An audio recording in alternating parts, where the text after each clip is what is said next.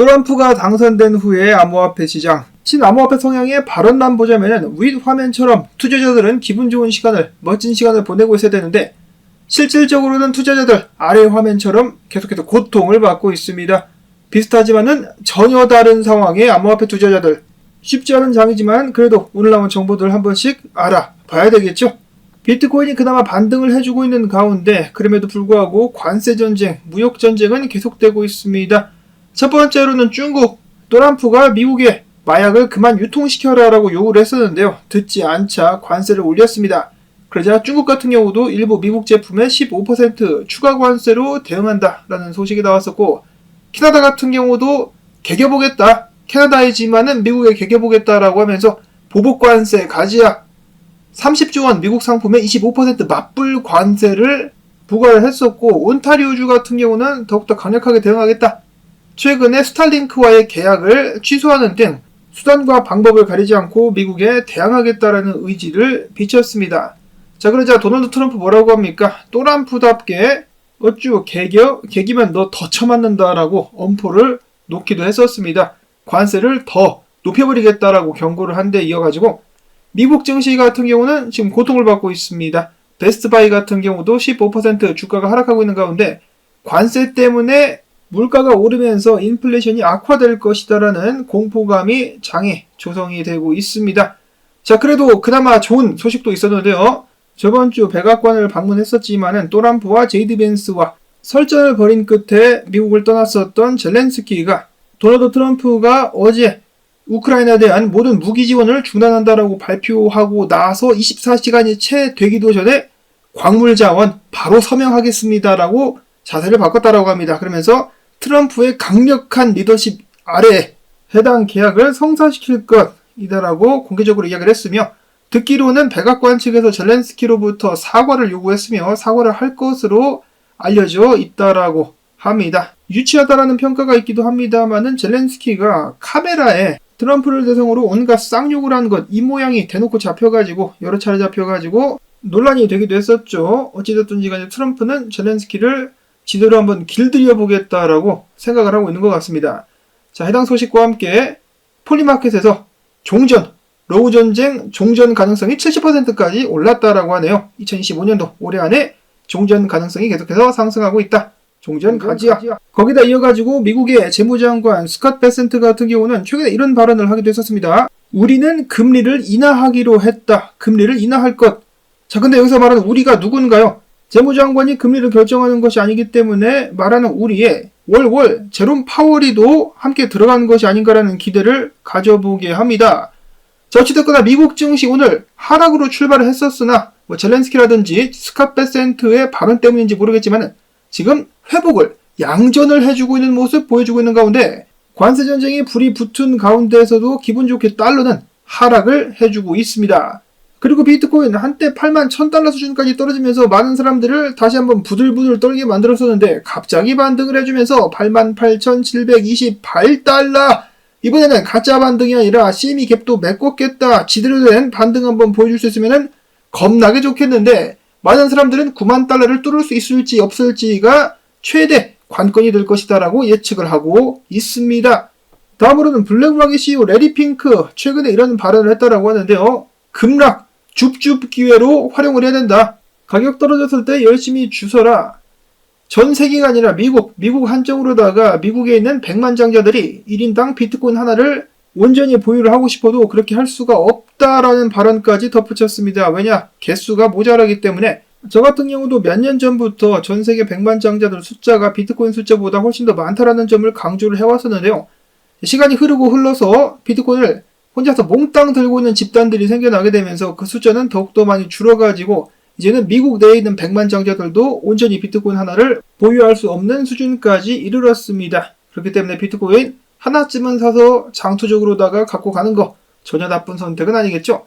그나저나 블랙락의 CEO가 이렇게 이야기를 하는데도 불구하고 현물 ETF에서 또다시 자금 빠져나갔습니다. 블랙락에서 8,185만 달러 유출, 전체적으로는 7,806만 달러가 어제 빠져나갔는데, 야, 니네 두목 말 안 듣냐? CEO가 살았는데 왜 니들은 팔고 있어? 레리 핑크의 말을 듣지 않는 블랙락을 활용하고 있는 투자자들, 과연 오늘은 어떠할지, 양전할 수 있을지 그래도 기대를 해보도록 하겠고, 메타플래닛 같은 경우는 비트를 추매하기 위해서 8,700만 달러를 조달하고 있다고 밝혔습니다.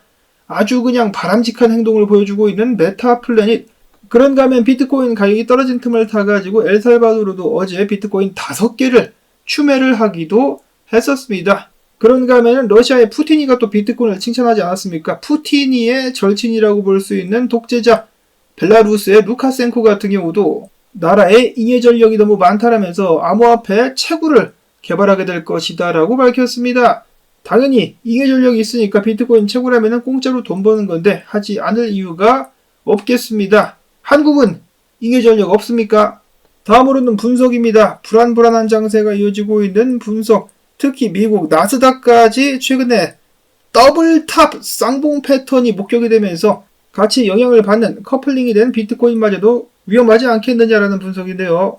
나스닥에서 쌍봉이 목격이 되면서 쌍봉이 지금 깨질랑 말랑 하고 있는데 그와 동시에 비트코인 같은 경우도 200일 단순 2평 장기 추세를 나타내는 단순 2평 아래로 내려가게 될 가능성이 있다. 그러면은 추가 하락세가 가중되지 않겠느냐라는 조마조마한 상황이다라는 내용을 담고 있는 기사인데요. 아서헤이즈 같은 경우는 최근에 본인의 예측이 맞으니까 신이 났는지 계속해서 야부리를 털고 있습니다. 미국 증시가 바닥을 칠 때까지 비트코인도 같이 떨어졌다가 미국 증시가 반등할 때 같이 반등할 것이다. 그럼에도 불구하고 비트코인이 여전히 강세 사이클에 있다라고 굳건하게 믿고 있다.